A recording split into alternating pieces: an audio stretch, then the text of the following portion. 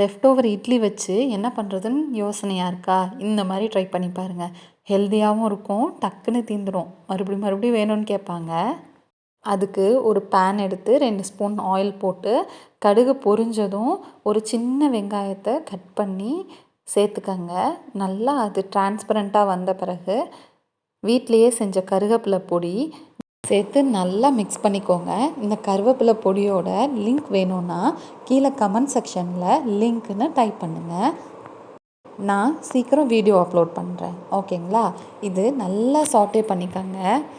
ஒரு 2 to 3 minutes low ஃப்ளேமில் வச்சு லைட்டாக சால்ட்டு, ஒரு பிஞ்ச் மிளகுத்தூள் சேர்த்து நல்லா மிக்ஸ் பண்ணிக்கோங்க.